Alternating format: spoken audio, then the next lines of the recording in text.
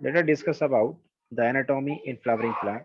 The first topic is that is the different types of tissues present in plants. Plants में कौन से tissues होते हैं उसे हमें डिस्कस करना है।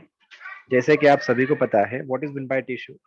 Tissue is the group of the cell and that cells they have the common origin, and these cells they participates in a particular same metabolic process or common process. That group of cell acts is known as the tissue. उसे हम tissue कहते हैं। For example animals में हमें पता है कि 4 different types के टिश्यूज प्रेजेंट होते हैं, जैसे कि that is epidermal tissue, that is epidermis, connective tissue, muscular tissue और नर्वस टिश्यू। ओके, वैसे ही प्लांट में भी डिफरेंट तरह के टिश्यूज पाए जाते हैं। वो कौन से होते हैं, कौन से टाइप्स के वो प्रेजेंट होते हैं, सिंपल कौन से होते हैं, कॉम्प्लेक्स कौन से होते हैं, उनके फंक्शन क्या है, ये सारे पॉइंट हमें डिस्कस करना है। सो टिश्यू जो होता है ये ग्रुप होता है सेल्स का, और ये जो सारे सेल है ये इन सभी का ओरिजिन, और ये सारे एक ही फंक्शन के एक ही फंक्शन में ये पार्टिसिपेट करने वाले सेल होते हैं, और इन ग्रुप ऑफ सेल को हम टिश्यू कहते हैं, चाहे वो प्लांट के टिश्यू हो या फिर एनिमल्स के हो। ठीक है। So we are discussing about the anatomy in flowering plant specially. तो एनाटॉमी ऑफ फ्लावरिंग प्लांट में सबसे पहला type, what are the different types of tissue they form the plant body. ठीक है। सो चलिए डिस्कस करते हैं। Then the plant tissues can be divided into two main types. ये दो मेन टाइप्स कौन से होते हैं, that is meristematic tissue and permanent tissue.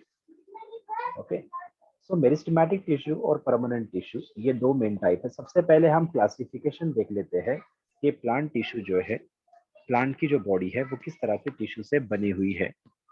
Okay, और इस क्लासिफिकेशन के बाद मेरिस्टेमेटिक टिश्यू, परमानेंट टिश्यू, इनके डिफरेंट टाइप्स, इनके कैरेक्टरिस्टिक्स और उनके डिफरेंट टाइप्स के जो फंक्शंस है उन्हें हम डिस्कस करेंगे।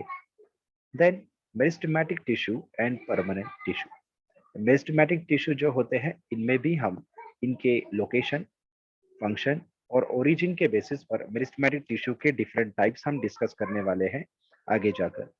देन परमानेंट टिश्यू, इसे हम दो डिफरेंट ग्रुप में डिवाइड करते हैं मेनली। ओके, तो यहाँ तीसरा जो ग्रुप आया है सेक्रेटरी टिश्यूज, यही मॉडिफिकेशन होता है ओके सिंपल और कॉम्प्लेक्स टिश्यू में पाए जाने वाले कुछ टिश्यूज का, तो उसे भी यहाँ इंक्लूड किया गया है। मगर मेनली परमानेंट टिश्यू को हम सिंपल टिश्यूज और कॉम्प्लेक्स टिश्यू ऐसे दो मेन टाइप्स में डिवाइड करते हैं। सो सिंपल टिश्यूज और कॉम्प्लेक्स टिश्यू का डिफरेंस क्या है वो हम आगे जाकर डिस्कस करते हैं। मगर आपको एक बात याद रखना है, the simple tissues is formed by the same type of the cells. Their shape, generally their shape, their size and their function is same. Their origin and function is same, isn't it? और सभी के सभी size, shape, structure भी same होता है, तो उस group of cell को हम सिंपल टिश्यूज कहते हैं। ओके, उनके एग्जांपल्स आगे आने वाले हैं, that is parenchyma, collenchyma and sclerenchyma. इन्हें हम सिंपल टिश्यूज कहते हैं। ठीक है, तो हमें पैरेन्काइमा, कोलिनकाइमा, स्क्लेरेन्काइमा, इन तीनों सिंपल परमानेंट टिश्यूज को हमें डिस्कस करना है। ठीक है, तो अगला कॉम्प्लेक्स टिश्यू। कॉम्प्लेक्स टिश्यू किसे कहते हैं, this tissues they are form by the different different types of the cells. No doubt they participates in the same function। okay, that is the complex tissues को हम दो different types में divide करते हैं, xylem and phloem। ठीक है, तो parenchyma के जो different types है वो हम आगे डिस्क्रिप्शन में हम डिस्कस करते रहेंगे। ठीक है, सो कॉम्प्लेक्स टिश्यूज को हम xylem और phloem ऐसे दो different types में डिवाइड करते हैं। ओके, सो जाइलम को xylem tracheids, xylem vessels, xylem parenchyma, जिसे वुड पैरेन्काइमा भी कहा जाता है, वुड फाइबर्स, जाइलम फाइबर्स ऐसे कहेंगे। देन फ्लोएम जो होते हैं, फ्लोएम को भी हम सीव ट्यूब्स या sieve cells and sieve tubes, companion cells, then phloem parenchyma और फ्लोएम फाइबर्स, ऐसे हम इस फ्लोएम के डिफरेंट टाइप्स डिस्कस करने वाले हैं। ठीक है, तो आपको यहाँ पर परमानेंट टिश्यू जो है और मेरिस्टेमेटिक टिश्यू, इन दोनों में जो इम्पोर्टेंट डिफरेंस है वो क्या होता है वो भी आपको बता दे। मेरिस्टेमेटिक टिश्यू में टोटिपोटेंसी मींस डिवाइडिंग कैपेसिटी होती है, they divides and adds and produce the permanent tissue as well as different meristematic tissues as well. Okay जो मेरिस्टेमेटिक टिश्यू होते हैं इनका they they are totipotent. Totipotent means उनमें dividing capacity होती है। हम अभी जनरल कैरेक्टरिस्टिक आगे डिस्कस करने वाले हैं, मगर आपको एक याद रखना है कि मेरिस्टेमेटिक टिश्यू जो होते हैं इनमें डिवाइडिंग कैपेसिटीज है। They are totipotent, they divide and produce the daughter cells. Then permanent tissue, they lose their dividing capacity. They are not able to divide. They may be living or they may be dead or living one. ये जो permanent tissues होते हैं ये dead या फिर living stage में भी हो सकते हैं। ओके सो इसे डिस्कस करेंगे। ओके तो आपके जो सिलेबस में सिंपल टिश्यूज और कॉम्प्लेक्स टिश्यूज है इन्हें हम डिस्कस करेंगे, साथ ही साथ मेरिस्टेमेटिक टिश्यू को भी डिस्कस करेंगे। ओके मगर सेक्रेटरी टिश्यूज जो है वो यहाँ एक्स्ट्रा ऐड किए गए हैं। Okay for further different means higher studies के लिए, ठीक है, तो इसे हम डिस्कस यहाँ जनरली नहीं करेंगे। सो डिफरेंट सेक्रेटरी टिश्यूज जैसे कि ग्लैंडुलर एंड लैटिसिफेरस टिश्यूज, जैसे कि ग्लैंडुलर टिश्यूज जो होते हैं प्लांट्स में भी पाए जाते हैं, जो डिफरेंट तरह के digestive juices that contain the different types of irritating chemicals that secrete the different types of the oils, resins, chemicals, as well as the mucilaginous substances. Okay, that is sticky substance. तो ये glandular tissues होते हैं। Then lactiferous tissue, they secrete the different types of latex, watery as well as milky as well as yellowish color latex they secrete। ठीक है, तो उसे latex cell and latex vessel ऐसे इसके डिफरेंट टाइप्स होते हैं। तो जो आपकी सिलेबस में है हम उसी पर कंसंट्रेट करेंगे। जो आपके सिलेबस में है वो कौन से पार्ट है, जैसे कि हमने आपको इंट्रोडक्शन में ही बताया है, आपके सिलेबस में मेरिस्टेमेटिक टिश्यूज, परमानेंट टिश्यूज इनके बारे में डिस्कशन होना है। Then simple permanent tissues, complex permanent tissues. Simple permanent tissues में पैरेन्काइमा हम डिस्कस करेंगे, इसके कुछ टाइप्स भी हमें यहाँ डिस्कस करना है। कोलेनकाइमा भी डिस्कस करेंगे एंड स्क्लेरेनकाइमा भी डिस्कस करेंगे। ठीक है, सो जाइलम एंड फ्लोएम। तो यहाँ पर फिर ये जो मेरिस्टेमेटिक टिश्यू और परमानेंट टिश्यू दोनों भी यहाँ पर पॉइंट समाप्त हो जाएंगे। ठीक है, सो पहला point that is the meristematic tissue. So what is meant by meristematic tissue? What are the different types of meristematic tissue? And and what is the important characteristic of the meristematic tissue? In points को हम यहाँ पर discuss करते हैं। So what is meant by meristematic tissue? The group of the cell that has the totipotency, that is the dividing capacity. Such group of cells are known as the meristematic tissues. Then what is the important characteristic of meristematic tissues? जिस group of cell में dividing capacity होती है, totipotency होती है, उन group of sales को हम meristematic tissue कहते हैं। तो इनके क्या कैरेक्टरिस्टिक है? सबसे पहला सीयर, तो देखिए बच्चों यहाँ पर ये जो प्लांट सेल है ये प्लांट सेल्स है। Okay, then it is stain with the acetocarmine. जो न्यूक्लियस में जो एक्टिविटी है, dividing activity, that is mitosis activity, वो यहाँ पर आपको शो हो रही है। तो इन दोनों सेल्स में इसे हम माइक्रोस्कोप में जब ऑब्जर्व कर रहे हैं तो देखिए they are actively dividing group of the cells, that is the meristematic cells है ये सारे। ठीक है, तो सबसे पहले important characteristic, the meristematic tissues they are the group of compactly arrange undifferentiated cells. तो यहाँ जो सेल्स है उसे हम अनडिफरेंशिएटेड ग्रुप ऑफ सेल्स क्यों कहते हैं? क्योंकि ये सिर्फ they are all the same kind and they are not permanent. क्योंकि ये परमानेंट नहीं है। ओके, इनमें सभी में ये अनडिफरेंशिएटेड है। परमानेंट कब हो जाएंगे? जब ये अपनी एक्टिविटी खो देंगे तब ये परमानेंट हो जाएंगे। परमानेंट किसे कहते हैं? वो उनमें डिवाइडिंग कैपेसिटी नहीं रहेगी तो वो परमानेंट हो जाएंगे। So meristematic tissues they are undifferentiated group of the cells. Okay, then second one point, they shows very less intercellular spaces or no intercellular spaces। ये compactly arrange group of cells होते हैं। ठीक है, ये बहुत ही compactly arrange होते हैं। देखिए आप यहाँ पर आप देखोगे तो इनके बीच में ये जो सारे जो सेल्स है इनके बीच में बहुत ही लो या फिर नो इंटरसेलुलर स्पेसेस है। इंटरसेलुलर स्पेसेस का मतलब है सेल के बीच में जो गैप होता है उसे हम जो स्पेस होता है उसे हम इंटरसेलुलर स्पेस कहते हैं। मगर एक्टिवली डिवीजन होने के लिए ये सभी सेल्स जो है वो कॉम्पैक्टली अरेंज होते हैं। ठीक है, then next one, they are small and isodiametric in nature. Means इनका साइज स्मॉल होता है और ये आइसोडायमेट्रिक होते हैं। आइसोडायमेट्रिक का मतलब होता है they are all of same size, structure, shape and having the same diameter. Iso means similar, diameter में diametric means the diameter. Okay, तो जनरली इनकी डायमीटर सभी ओर से सेम होती है, तो इसे हम आइसोडायमेट्रिक कहते हैं। Vacuole is absent. Okay, vacuole नहीं प्रेजेंट होता है। वैक्यूल जिस सेल में फॉर्म हो जाता है उस सेल में वो सेल परमानेंट हो जाती है। साथ ही साथ जिस सेल की जो सेल वॉल होती है वो जब तक प्राइमरी होती है तब तक उसमें डिवाइडिंग कैपेसिटी आ सकती है। अगर किसी प्लांट की सेल वॉल ये अगर सेकेंडरी सेल वॉल में तब्दील हो जाती है तो ऐसे सेल्स वो डिवाइड नहीं हो सकते, और जिन सेल में वैक्यूल्स प्रेजेंट है वो भी सेल डिवाइड नहीं होते हैं।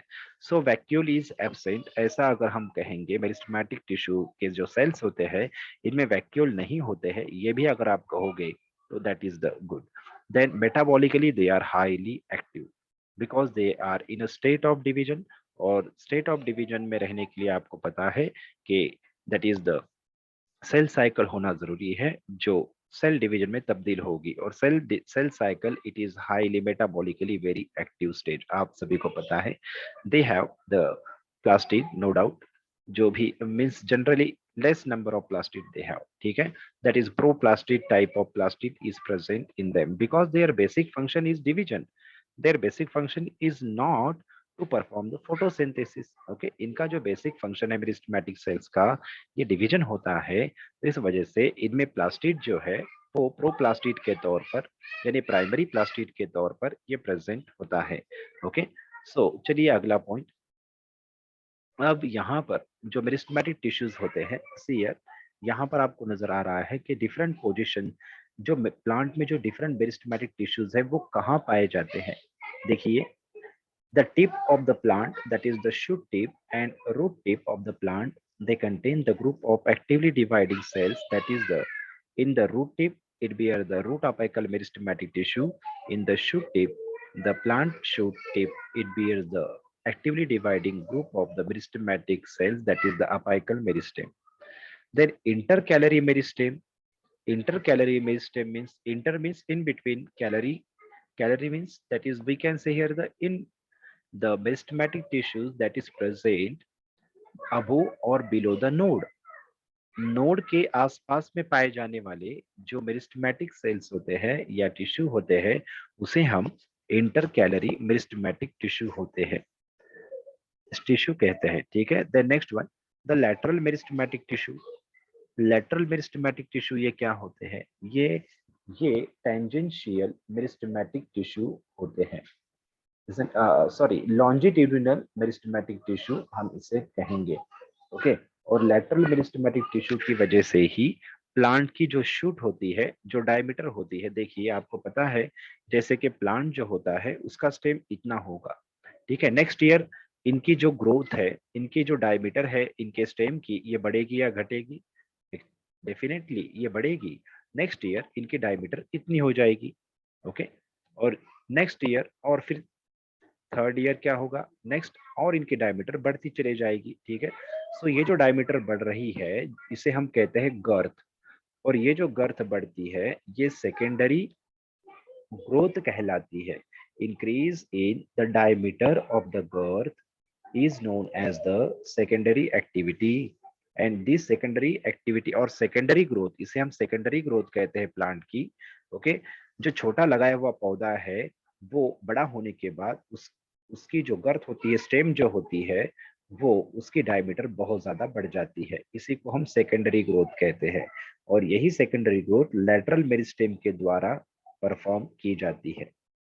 ओके, चलिए अगला पॉइंट। सो यहाँ पर ये आपको डिफरेंट पोजीशन हमने बताए हैं कि मेरिस्टेमेटिक टिश्यू की पोजीशन क्या होती है। Shoot tip, root tip, then that is the lateral position of the meristem and along the nodal intercalary meristem। ठीक है, देन यहाँ पर अगर आप देखोगे तो जो ये जो लीफ प्राइमोर्डिया जो फॉर्म हो रहे हैं, प्राइमोर्डिया का मीन्स लीफ प्राइमोर्डिया का मतलब क्या होता है? Leaf primordia are the small growing type of the leaves, okay, isn't it? तो लीफ प्राइमोर्डिया, तो यहाँ पर apical that is the shoot tip, ये शूट टिप है और ये लीफ प्राइमोर्डिया है, और इनके बीच में यहाँ जो दिखाई दे रहे हैं these are the birds. What is this? Birds. और इस बर्ड्स बर्ड्स में जो ग्रुप ऑफ सेल्स होते हैं, actively dividing group of cells होते हैं, देखिए ये बर्ड्स है, okay, this one is the shoot apical meristem. एक बार क्वेश्चन पूछा गया है द शूट अपाइकल मेरिस्टेम, यानी shoot, shoot means that is the stem. अगर आप किसी स्टेम को देखते हो तो उस स्टेम के आसपास में कुछ ऐसे leaf like, small leaf like structure develop होते हैं ताकि वो प्रोटेक्शन दे सके, ओके, किसे? That is the growing part of this shoot, as well as they becomes photosynthetic, तो उसे हम लीफ प्राइमोर्डिया कहते हैं, okay, they perform photosynthesis as well as they protect the apical part of the stem, okay, then अब यहाँ पर ये जो लीफ है या फिर जो स्टेम है, ओके, ये सपोज ये कंप्लीट ये मेन स्टेम है, ओके, और ये ब्रांचेस होगी या फिर लीफ होगी, ओके, तो मेन एक्सिस, ओके, तो हम यहाँ पर एक अच्छे से ड्रॉ कर लेते हैं। अगर ये मेन एक्सिस है प्लांट की और ये अगर साइड ब्रांचेस है, तो मेन एक्सिस और साइड ब्रांच इनके बीच में यहाँ पर इस तरह से एक बर्ड्स आती है, इसे हम एक्सिलरी बर्ड कहते हैं क्योंकि ये पोजीशन एक्साइल कहलाती है, और इस एक्सिलरी बर्ड में actively dividing group of meristematic tissues present होते हैं, ठीक है।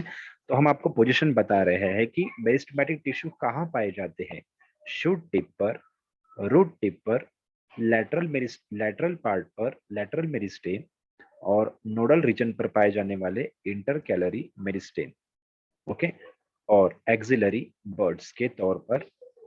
तो इस तरह के जो पोजीशन है ये हमारे मेरिस्टेमेटिक टिश्यू की पोजीशन होती है, okay.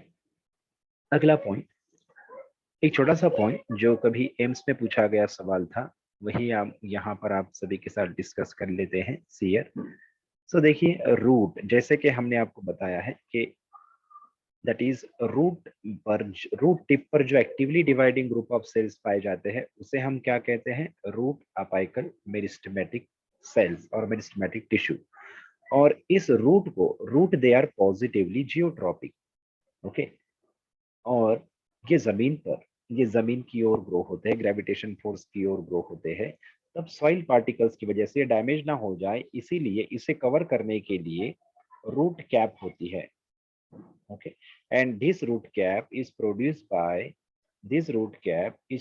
by a group of dividing cell known as calyptrogen, okay, तो ये क्वेश्चन पूछा गया है, root cap is produced by dash, that is the calyptrogen produces the root cap that protect the root apical meristem। ये जो root है, root के apical का जो पार्ट है उसे कैलिप्ट्रोजन के द्वारा बनाए गए रूट कैप के द्वारा ये प्रोटेक्ट किए जाते हैं।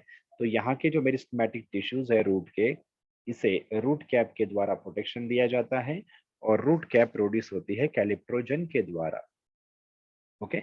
चलिए कैसे होता है, रूट कैप को डिवाइड करने, रूट कैप को फॉर्म करने के लिए कैलिप्ट्रोजन के जो सेल्स होते हैं वो डिवाइड होकर वो रूट कैप बना लेते हैं। जब रूट कैप बन जाती है तब calyptrogen they inter in G0 phase, they remain arrested in G0 stage.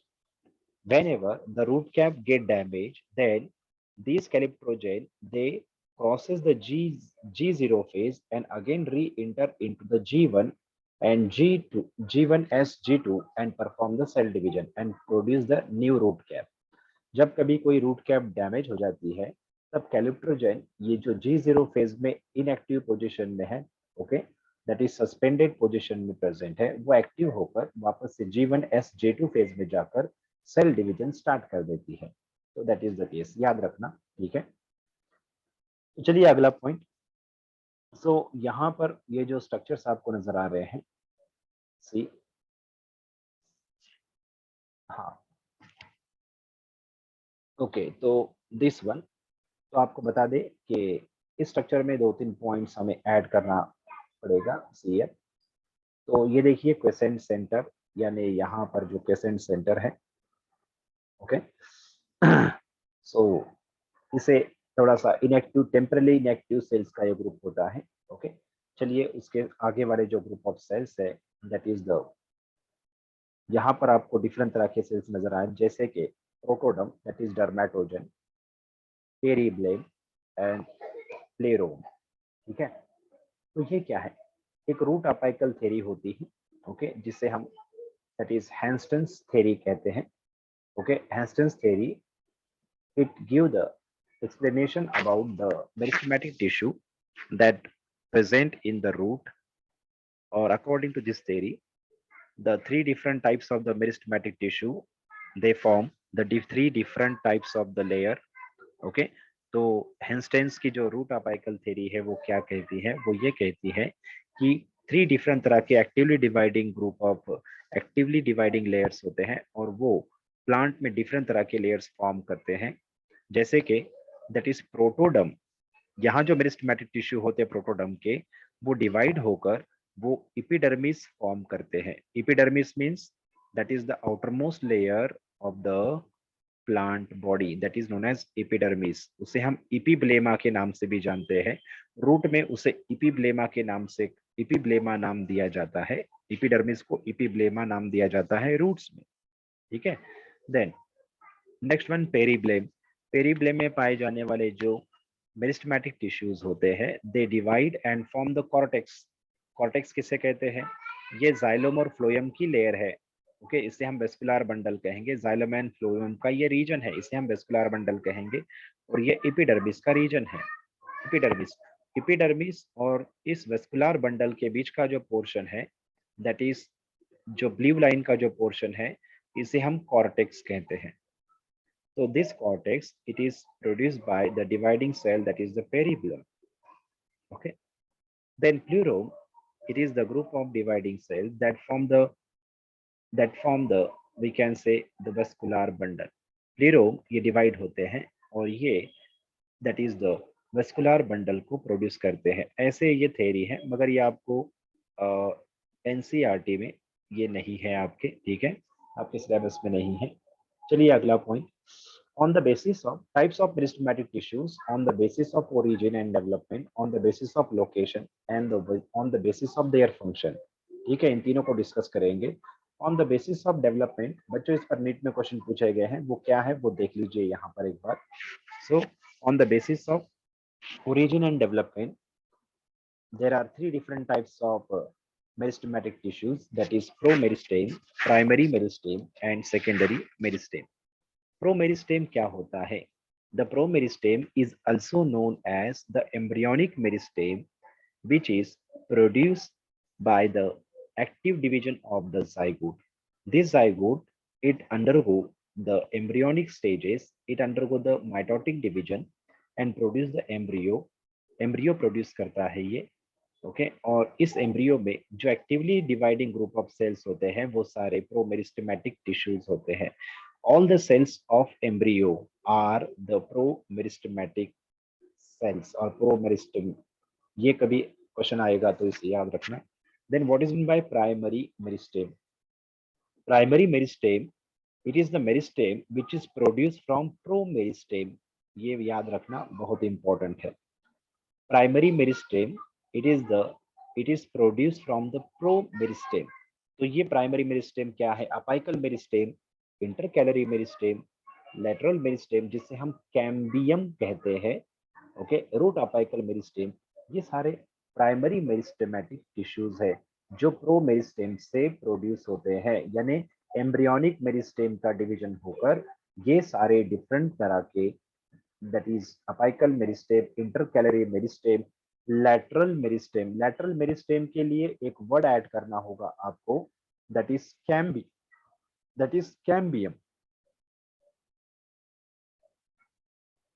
Cambium आपने याद रखना है, ये क्या होता है, ये आगे आने वाला है नो डाउट। कैम्बियम ये मेरिस्टेमेटिक ग्रुप ऑफ सेल्स है और ये डिवाइड होता है, ओके, सेकेंडरी ग्रोथ करने के लिए। चलिए next one, what is mean by secondary meristem, okay. Secondary meristem, देखो बच्चों ये बहुत इंपॉर्टेंट है। सी, प्रोमेरिस्टेम means embryonic meristem. All the cells of embryo is the promeristem. Then primary meristem produced from the promeristem. Then next one, what is by secondary meristem? बच्चों इसे याद रखना हमेशा के लिए। Secondary meristem, it is produce from the living permanent tissues, the living permanent tissue that attain the dividing capacity, they form the secondary meristem. बच्चों इस point को नोट डाउन करना है आपने, ये क्वेश्चन कई बार पूछा गया है। ओके, जो लिविंग परमानेंट टिश्यूज है जैसे कि पैरेनकाइमा से बने हुए जो लिविंग परमानेंट टिश्यूज है, ओके, जो लिविंग परमानेंट टिश्यूज है उनमें जब डिवाइडिंग कैपेसिटी आ जाती है तो वो जिस मेरिस्टेम को फॉर्म करते हैं उस मेरिस्टेम को हम कहते हैं that is secondary meristem.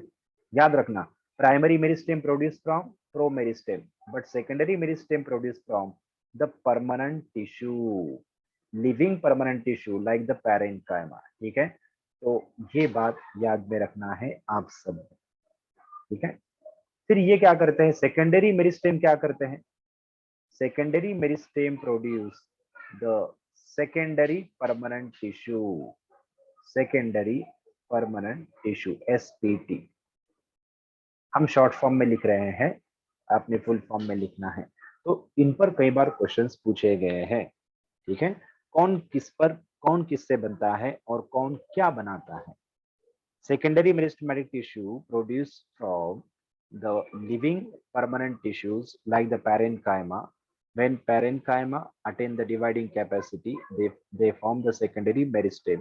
Then secondary meristem they divide and form the secondary permanent tissues. ये क्या होते हैं वो आप आगे जाकर डिस्कस करेंगे। That is secondary cortex and secondary xylem and phloem.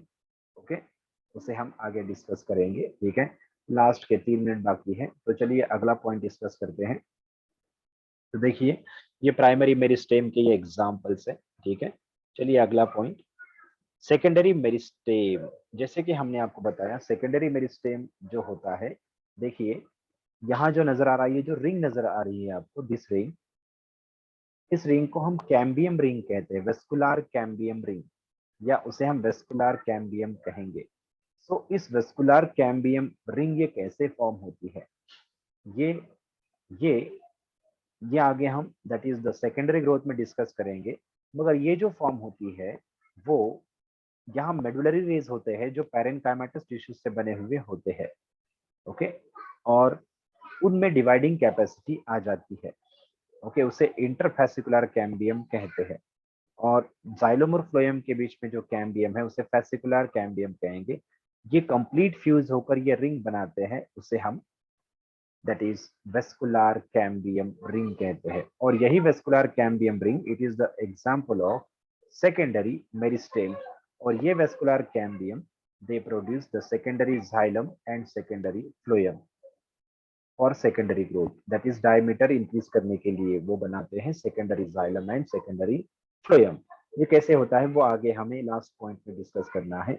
अगला पॉइंट, कॉर्टेक्स जो होता है, ओके, जो कॉर्टेक्स होता है, जैसे कि हमने आपको बताया कॉर्टेक्स रीजन कहाँ पाया जाता है वो हमने आपको बताया है। तो कॉर्टेक्स में भी सेकेंडरी मेरिस्टेमेटिक टिश्यूज प्रोड्यूस होते हैं लिविंग कॉर्टिकल सेल से, कॉर्टेक्स सेल से। ओके, जो सेकेंडरी कॉर्टेक्स बनाते हैं। ठीक है, वो आगे हमें डिस्कस करना है उसके बारे में भी। चलिए second point, that is based on location there are 3 different types of the meristem, apical meristem, intercalary meristem and lateral meristem. Apical meristem जो है जो टिप पर पाए जाते हैं, शूट पर पाए जाने वाले अपाइकल मेरिस्टेम को शूट अपाइकल मेरिस्टेम कहते हैं। रूट पर पाए जाने वाले अपाइकल मेरिस्टेम को रूट अपाइकल मेरिस्टेम कहते हैं। नोड के आसपास पाए जाने वाले मेरिस्टेम को इंटरकैलरी मेरिस्टेम कहते हैं।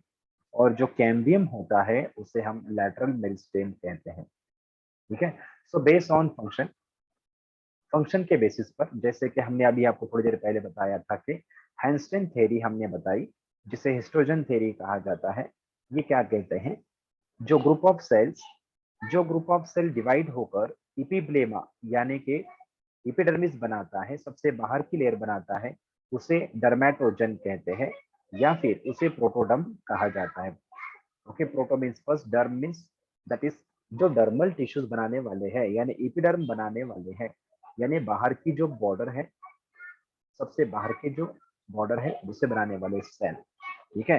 Then periblem, okay, that is this periblem they divide and at the cortex, okay, and plerome they divide and at the vascular bundle, ठीक है। तो ये हिस्टोजन थ्योरी कहती है। देन स्किमिट की, दैट इज स्किमिट की एक थ्योरी है जिसे हम ट्यूनिका कार्पस थ्योरी कहते हैं। ओके, ये क्या कहती है, एलपी मीन्स लीफ प्राइमोर्डिया, जैसे कि हमने आपको बताया लीफ प्राइमोर्डिया के दो फंक्शन है, एक तो ये इस